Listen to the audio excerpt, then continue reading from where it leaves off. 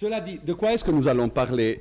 Je vais essayer, dans les 25 minutes que j'ai, de parler d'un thème qui a occupé les titres de journal, la une des journaux, je dirais à partir du mois d'août, septembre de l'année passée, avec un media coverage qui a été la plupart du temps très mauvais d'un point de vue qualitatif, parce qu'il ne faisait pas réellement comprendre quels étaient les enjeux derrière.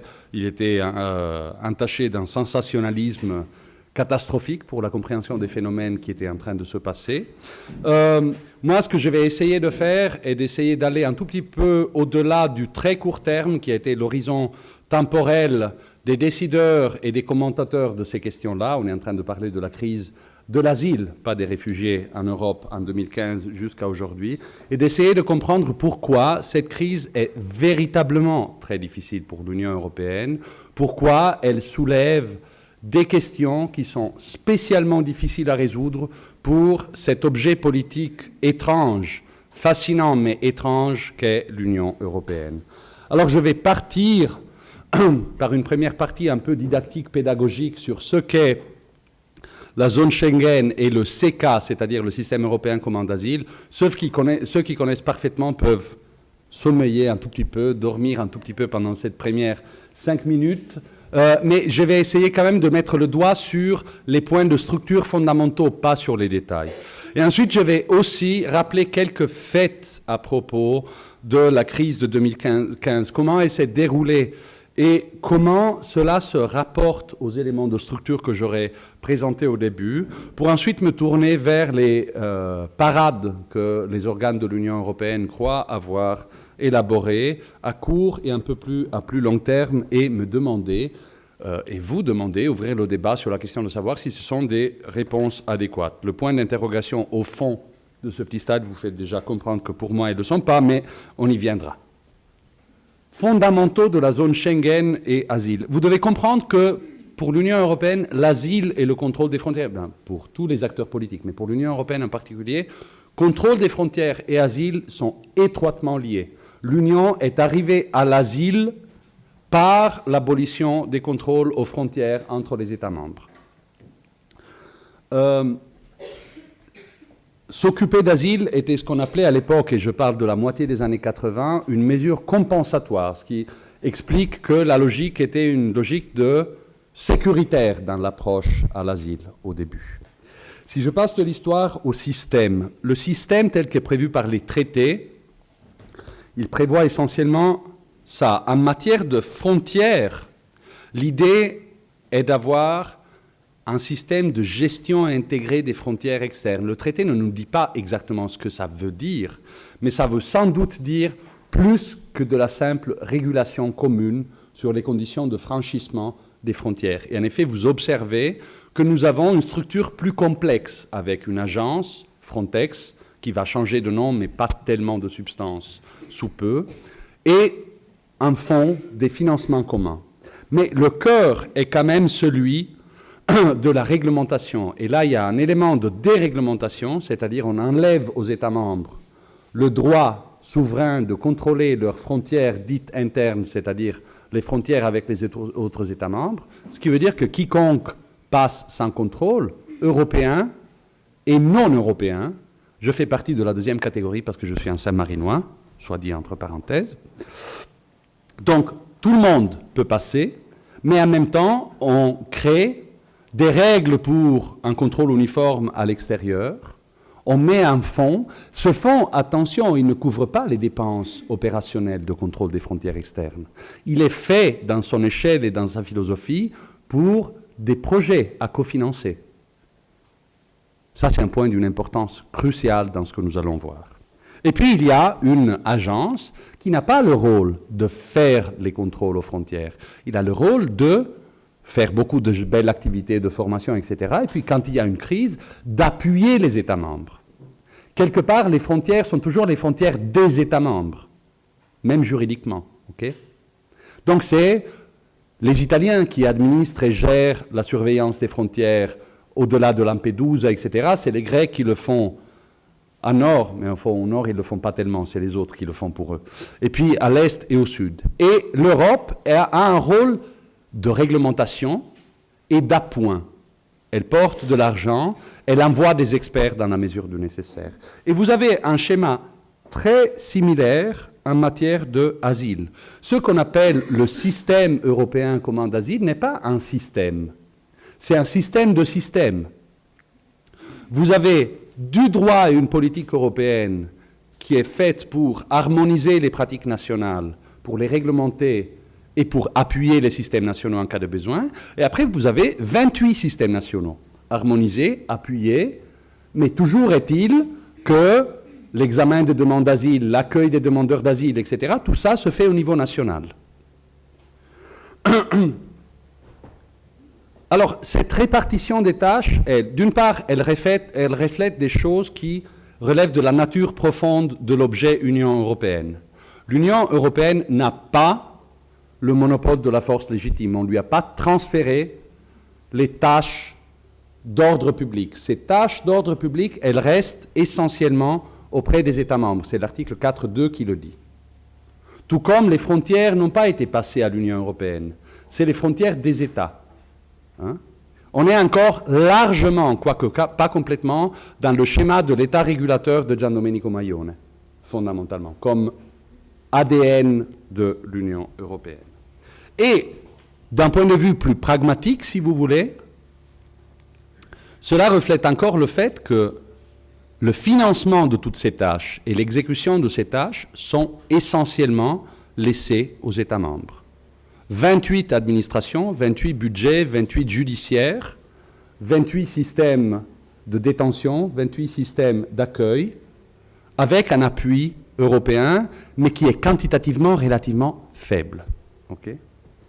Alors, ce système est le système qui a été, disons, percuté par ce choc externe qui a été, en 2015, l'arrivée, après les chiffres sautent, etc., mais l'ordre de grandeur est 1 million. Okay? Comme ordre de grandeur, 1 million de personnes débarquent, la vaste majorité en Grèce, et autour de 150 000, ce qui correspond depuis quelques années à la moyenne annuelle au sud d'Italie.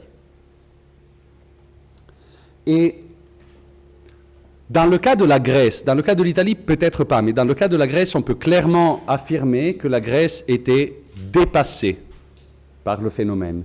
En termes juste de gestion pratique du phénomène, enregistrer les gens qui arrivaient, les identifier, mettre leur empreinte digitale dans la base de données Eurodac, comme demandé par le droit européen, et ensuite examiner les demandes d'asile. Juste pour vous donner du contexte, je ne sais pas quelle est la capacité actuelle du système d'asile grec d'enregistrer des demandes d'asile, mais selon les plans optimistes de la Commission, un système d'asile grec renforcé aurait été capable d'enregistrer 40 000 demandes d'asile par année. Donc 20 ans pour enregistrer ça. OK? Pour le système d'asile renforcé, au cas où il était renforcé selon les plans. Ce qui est arrivé après ça est que l'Italie et la Grèce ont fait, dans ce cas, ce qu'ils ont fait de manière un peu plus cachée pendant plusieurs années, c'est-à-dire ils n'ont pas vraiment identifié systématiquement les arrivants. Et d'ailleurs, les arrivants n'avaient pas vraiment l'intention de s'arrêter en Grèce et en Italie, et ils se sont engagés dans ce qu'on a appelé mouvement secondaire. Alors quand on le dit dans le jargon européen, mouvement secondaire, c'est un mauvais mot, hein, il faut savoir, c'est mauvais. Mouvement secondaire, c'est quelque chose d'abusif, de méchant, il ne faudrait pas du tout faire. Il faudrait tous s'arrêter à Lesbos et attendre les 20 années qu'il faut pour enregistrer la demande d'asile. Alors, cette première chaîne d'événements en a déclenché une deuxième. Les États qui se trouvaient sur la route, et surtout à la destination de la route, dite la route balkanique, qui montait de la Grèce, mais il y en avait une autre parallèle qui montait de l'Italie, mais quantitativement beaucoup moins importante, ont commencé en cascade à fermer les frontières. Quelques-uns l'ont fait de manière conforme à ce qui est prévu par le Code Schengen. Ils ont notifié à la Commission, ils ont dit « Nous avons besoin de rétablir les contrôles, nous n'allons pas fermer les frontières, mais nous allons vérifier et enregistrer parce que les gens qui arrivent n'ont été identifiés nulle part. » Et puis d'autres États ont commencé à fermer les frontières de manière moins polie, si on peut dire de cette manière, en construisant des barrières en dehors de tout contrôle de la Commission. Notez qu'ils l'ont fait aussi en réaction à une pratique appelée waving through, qui est arrivée jusqu'au fait, il est documenté par exemple que la Slovénie a organisé des camps de récolte à sa frontière sud, faisait monter les gens dans un train et ils étaient portés à la frontière avec l'Autriche et on leur disait bonne chance. Okay? Donc ce que les Autrichiens ont fait était en partie une réaction à ça. Donc, j'entre pas dans plus de détails, même si on pourrait faire toute une histoire là-dessus. Le point fondamental est que cette chaîne d'événements a eu comme résultat d'abord la dislocation du système Schengen-CK tel qu'il était théoriquement prévu. Parce que ce que vous avez théoriquement dans les textes, dans les traités, c'est contrôle à la frontière extérieure, enregistrement là-bas, système ordonné qui détermine qui va où, système dit de Dublin, qui est responsable pour ces demandes d'asile, le tout avec un système de frontières qui reste ouverte, sans contrôle. Là, vous avez eu exactement l'inverse. Arrivée massive à certaines sections de la frontière extérieure, absence d'enregistrement, mouvement secondaire en masse vers d'autres pays, réaction unilatérale des pays en question qui ont fermé leurs frontières. OK ? Et pourquoi est-ce que le système n'a pas résisté au choc temporairement? Simplement parce qu'il est complètement impréparé à résister à des chocs asymétriques. C'est aussi simple que ça. Si vous regardez le traité, il dit tout ce que l'Union européenne doit faire, fixe les buts de manière appropriément, disons, human rights friendly. Il est marqué qu'il faut que l'Union européenne... Je le dis en fait sans ironie, parce qu'il est très important que ce soit marqué dans les textes, n'est-ce pas? Comme juriste, je dois croire au moins un peu dans les textes. Bon. Non, il est important, ça donne des munitions à ceux qui veulent faire valoir ses droits. Mais en tout cas, il est bien marqué, il faut que la politique soit conforme à la Convention de Genève, etc., etc. Et après tout ça, toutes ces prévisions, après dire quels doivent être les éléments de la politique commune d'asile, il y a un article 80 qui dit « Ces politiques-là dont je vous ai parlé, dans leur définition et dans leur exécution, doivent être régies par le principe de solidarité et du partage équitable des responsabilités. » Moment de pause. C'est la seule politique pour laquelle les traités disent ça. Est-ce que c'est un hasard? Non. Naturellement pas. C'est des politiques qui, par leur conception, impliquent des asymétries profondes entre les États membres. Vous imposez la même obligation. Prenons deux obligations comme exemple. Une obligation, surveiller efficacement vos frontières extérieures. Deuxième obligation, donner un accueil décent à toute personne qui vient demander l'asile chez nous. Formellement, c'est la même obligation pour les 28 États membres. Okay? Mais naturellement, pour le Luxembourg, les frais de gestion de la frontière extérieure, qui est une porte à l'aéroport Findel, sont nettement plus bas que pour l'Italie ou la Grèce, qui ont des milliers de côtes à surveiller. Idem pour les demandes d'asile. On parle de la crise européenne de l'asile. En réalité, il y a une bonne vingtaine de pays qui n'ont pas vu cette crise, si ce n'est au journal télévisé. Ils ont eu des mini-fluctuations dans les demandes d'asile, et il y a certains pays pour lesquels on parle des dizaines de demandes d'asile par année, y compris en 2015 et 2016. Okay? Donc, la même obligation de faire un accueil digne, pour certains pays, peut impliquer des coûts extrêmement grands, et pour d'autres pays, des coûts extrêmement réduits. Alors, dire que nous avons besoin d'un système de répartition équitable des responsabilités signifie qu'on est conscient de ça et qu'on est conscient aussi du fait que ces politiques ne vont pas fonctionner s'il n'y a pas des politiques, j'ose dire, redistributives qui corrigent ça. Pourquoi? Parce que l'Union européenne n'est pas un État fédéral. Là, il faut bien réfléchir à ce qu'est l'Union européenne. L'Union européenne est quelque chose de hybride, mais qui repose toujours sur la coopération des États qui en font partie. Si un État ne joue plus le jeu, l'Union européenne ne peut pas envoyer l'armée pour sécuriser les frontières, etc. Le fonctionnement de ces politiques dépend complètement de la coopération des États membres. Et si vous avez un système qui est trop déséquilibré, vous pouvez vous attendre à ce que les États désavantagés, de manière permanente et à long terme, fassent défection.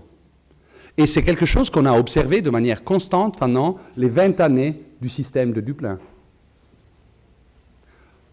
L'histoire de ne pas prendre les empreintes digitales est montée à la une ces derniers temps, mais elle est là depuis le début du système de Dublin. C'est juste une manière pour les États frontaliers lourdement désavantagés par le système de Dublin d'essayer de rééquilibrer ce qu'ils n'ont pas obtenu à la table de négociation au Conseil lorsqu'on a négocié le système de Dublin. Le système de Dublin, théoriquement, signifierait que l'application théorique aurait été qu'en 2015, on aurait eu la Grèce qui aurait dû non pas enregistrer, mais examiner autour de 700 ou 800 000 demandes d'asile. Science-fiction. On est en train de parler de quelque chose qui est juste impossible. OK ? Et donc, que s'est-il passé? Les États à la frontière ont décidé ou ont été, dans le cas de la Grèce, on pourrait parler même d'une impossibilité, ont été dans l'impossibilité de faire le rôle qui leur était assigné, y compris parce que les responsabilités étaient nettement trop lourdes, ce qui a eu des répercussions immédiates pour les pays qui étaient derrière, parce que l'Italie et la Grèce, lorsqu'elles contrôlent la frontière, elles rendent un service public aux autres. Ils contrôlent la frontière pour les Finlandais. OK ? Mais une fois qu'ils arrêtent de contrôler la frontière, les Finlandais, et en réalité ce n'étaient pas les Finlandais, c'était les Autrichiens qui étaient les plus fâchés, disent « Ah bon, alors on reprend le contrôle des frontières entre nos mains », ce qui est à son tour complètement contraire à la logique de Schengen. OK ? Alors évidemment, la dynamique était une dynamique de désintégration relativement accélérée, et il y a eu des réponses de la part de l'Union européenne. Et l'Union européenne a, la Commission concrètement, avec l'accord, l'appui du Conseil européen, qui sont les deux policy makers dans le système institutionnel. Et après, maintenant, on verra le processus législatif où il mène. Il y a eu fondamentalement deux types de réactions. Des réactions à très court terme et des réactions à plus long terme. Celles qui étaient à plus court terme, fondamentalement, on n'est pas arrivé à se mettre d'accord au niveau de l'Union européenne sur un système, je dirais, ambitieux de solidarité entre les États membres. Mais par contre, il y a eu accord assez rapidement sur l'idée qu'il fallait stem the flow, comme on a dit dans les conclusions du Conseil européen, arrêter le flux. Sans considérer que c'était un flux composé dans leur vaste majorité par des réfugiés. La chose était complètement mise au deuxième plan, n'est-ce pas ? Et stem the flow signifiait le bloquer à plusieurs niveaux. La première chose qu'on a essayé de faire a été de rétablir la normalité Dublin dans les pays de frontière. Et l'instrument qui était utilisé est ce concept de hotspot. Le concept de hotspot signifie simplement nous allons assister. En fait, ils doivent se faire assister, mais nous allons assister l'Italie et la Grèce dans l'identification de 100% de ceux qui arrivent. Et on va les faire arriver, on va canaliser toutes les arrivées dans des centres d'enregistrement où il y aura les fonctionnaires grecs et italiens aidés par leurs collègues des autres pays sous l'égide de Frontex et de l'Agence de l'asile et ASO. Et on va atteindre 100% de fingerprinting. D'accord ? Ça, c'était la première chose. Deuxième chose, on aide de manière un peu moins formalisée à bloquer le problème dans les pays périphériques. Ça, on l'a vu très clairement avec l'aide qui a été donnée à la ancienne République de Macédoine pour bloquer la frontière au sud avec la Grèce. Bloquer physiquement. Donc, c'est ce qui a donné lieu au camp de Idomeni, fondamentalement. Stem the flow, dans le sens où on évite que le problème se diffuse à d'autres pays membres. Il reste embouteillé en Grèce. Troisième chose, et c'est là qu'il y a le centre de gravité de la politique d'asile future de l'Union européenne, on essaye de sous-traiter aux pays proches. Et le modèle a été l'accord avec la Turquie qui, de manière très simplifiée, prévoit tous ceux qui traversent de manière clandestine sont renvoyés en Turquie et en échange, on va prendre un à un des Syriens qui se trouvent là, mais dans la limite de 70 000, je crois me rappeler, alors que le nombre de personnes, selon les statistiques, mais on est autour de 2 millions de personnes of concern pour le Haut-Commissariat en Turquie. Ça, c'était le premier volet. Le deuxième volet était, naturellement, on ne peut pas faire ça sans démontrer, à tout le moins symboliquement, solidarité vis-à-vis des pays qui se trouvent à la frontière. Ce n'est pas joli si l'Union européenne dit « Écoutez, on bloque le problème en Italie et en Grèce et on les laisse seuls avec ça ». Pas très vendable. Donc, fonds d'émergence accru, coopération accrue. Dans le cas de la Grèce, le financement de l'émergence a atteint quelque chose qui était autour de 50%. Ce qui est beaucoup, beaucoup par rapport à la norme, mais c'est toujours 50% de moins par rapport à quelqu'un qui dirait l'Union européenne devrait se charger du problème. Et puis, on a mis sur place ce mécanisme de relocalisation dont les résultats, je vous ai résumé dans la première année. La moyenne mensuelle effective des personnes qui ont été relocalisées de la Grèce à l'Italie vers les autres pays a été d'environ 470. Pour qu'on réponde aux promesses, ça aurait dû être 10 fois plus, 4400. Le meilleur mois a été 1200 personnes relocalisées en septembre. Et le total de la première année est 5600, alors qu'on avait dit qu'on allait relocaliser sur les 106 000 personnes sur 2 ans. Ça n'a pas marché. Ça n'a juste pas marché, pour beaucoup de raisons sur lesquelles je vais entrer, le cas échéant, plus tard dans la discussion. Les 2 dernières données, c'est juste pour vous mettre en perspective la chose. En Grèce, il y a actuellement environ 60 000 personnes qui ont été pré-enregistrées et qui attendent de voir leur demande d'asile examinée, alors qu'on en a transféré de la Grèce, je crois, en une année autour de 4 000, 4 500. Et 52 000, c'est les arrivées en Italie entre juillet et septembre. Donc c'est pour ça que j'ai dit solidarité symbolique. Hein? C'était ça, c'était symbolique. Et les réponses à plus long terme, ce qui est le plus frappant dans toute cette histoire est que, au fond, on n'a pas décidé de revoir les fondamentaux de la politique d'asile ou des frontières de l'Union européenne. Ce qu'on a fait a été de déplacer plus de pouvoir et de ressources vers Frontex avec un changement potentiellement important, c'est-à-dire maintenant la nouvelle agence du corps des gardes frontières va pouvoir imposer théoriquement à un État de frontière d'être assisté. Le problème est de savoir comment ça peut fonctionner. On ne peut pas être forcé d'être assisté. Et si l'État est contraire, il a 1000 manières de rendre la vie impossible aux agents qui auront été déployés chez lui. Donc, il faudra voir si c'est des pouvoirs effectifs. Côté du système européen d'asile, on a fait la même chose en mineur pour l'agence asile. On maintient le système de Dublin tel qu'il est, doublé d'un système qui ressemble beaucoup au système de relocalisation dont je vous ai parlé juste maintenant, plus des réformes qui visent à bétonner des arrangements du style Union européenne-Turquie. Par exemple, en rendant juridiquement plus facile le renvoi vers des pays tiers de premier asile comme la Turquie. Alors, la chose qui me surprend le plus dans tout ça est qu'on ait décidé de garder encore une fois Dublin. Alors, je ne vais pas revenir sur ce que j'ai dit pendant les 10 dernières années de manière incessante et complètement inutile, mais c'est que Dublin ne fonctionne pas. Ne fonctionne pas, et juste pour vous donner quelques chiffres de référence, il fonctionne très bien pour la Suisse. Alors, chaque fois que je le dis en Suisse, il faut que je mette une note en bas de page. Le seul pays pour qui Dublin fonctionne est la Suisse. Pour le reste, si vous regardez la chose dans une perspective européenne, ça c'est la meilleure année de Dublin, celle où il y a eu le plus de transferts. On a déplacé 16 800 personnes. On a pris 58 000 décisions de transfert, ce qui veut dire que 2 tiers de vos décisions de transfert sont du papier à poubelle. Et le nombre de demandeurs d'asile a été 435 000. Donc vous avez pratiquement fait un transfert pour 3-4% de personnes. Et ce qui est intéressant est que les flux entre États, avec l'exception toujours de la Suisse, ont été pratiquement zéro. L'Allemagne a renvoyé plus ou moins le même nombre de gens qui ont été renvoyés chez elle. Donc c'est vraiment la définition littérale de usine à gaz. Hein, c'est ça. Alors, j'en viens à mon dernier slide, mais je vais le dire très rapidement. S'agit-il de réponses adéquates?